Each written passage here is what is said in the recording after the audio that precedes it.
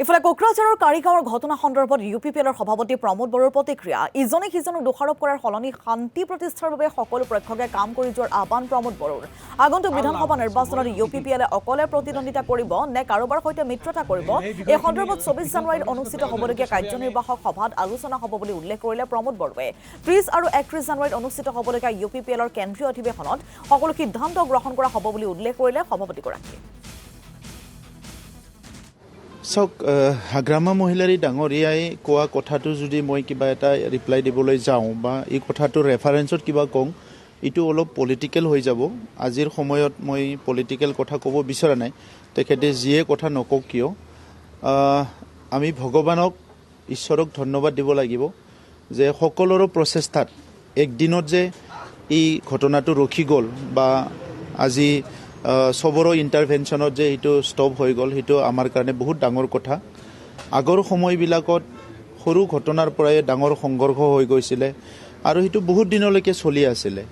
আৰু আমি সেইকাৰণে যোৱা পৰহি যিটো ঘটনা হ'ল এই ঘটনাৰ পিছত সকলো বহুত শংকিত হৈছিলোঁ যে এইটো কোনটো টাৰ্ণ লয় আৰু ৰাতিপুৱাৰ পৰা কিছুমানে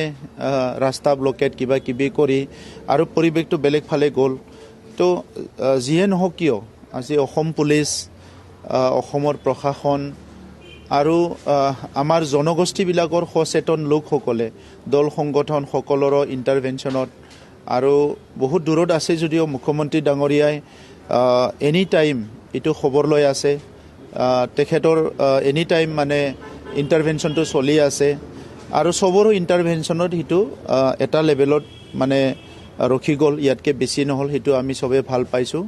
আজি আমি চৰকাৰ থকা সময়ত যিটো হেপিনেছ মিছন আমি আৰম্ভ কৰিছিলোঁ য'ত সকলো জনগোষ্ঠীৰ ইয়াত ভলেণ্টিয়াৰ্ছ আছিলে চেম্পিয়ন আছিলে ইয়াত বড়ো আছে সান্থালীও আছে কোচ ৰাজবংশীয় আছে মাইনৰিটিও আছে চবেই আছে তেখেতসকলে যোৱা 3-4টা বছৰ শান্তিটো কেনেকৈ স্থায়ী কৰিব লাগে ইয়াৰ কাৰণে বিভিন্ন ট্ৰেইনিং লৈছিলে সেই সকলোৰ লগত মই আলোচনা কৰিছোঁ আৰু আজি গম পালোঁ যেতিয়া এই কাৰিগাঁৱৰ ওচৰে পাজৰে আমাৰ যিবিলাক ভলেণ্টিয়াৰ্ছ বা চেম্পিয়ন আছিলে তেখেতসকলে কণ্টিনিউ সান্থালীসকলৰ পৰা বড়োসকলৰ পৰা সান্থালীসকলক আমাৰ তেখেতসকলে কণ্টেক্টত ৰাখিছে আৰু সোনকালে মানে শান্তি অনাৰ কাৰণে কাম কৰিছে ইভেন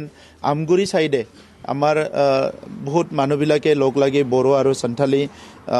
যিদিনা ঘটনা হৈছে 2020 তাৰিখে ৰাতিপুৱা সেই সময়তে তেখেতসকলে শান্তিৰ কাৰণেও আলোচনা কৰিছে গতিকে আজি আমি সকলোকে অনুৰোধ কৰিছোঁ যে নিজৰ লেভেলত নিজৰ জনগোষ্ঠীৰ মাজত আমি শান্তিটো চিৰযুগমীয়া কৰাৰ কাৰণে কাম কৰিব লাগে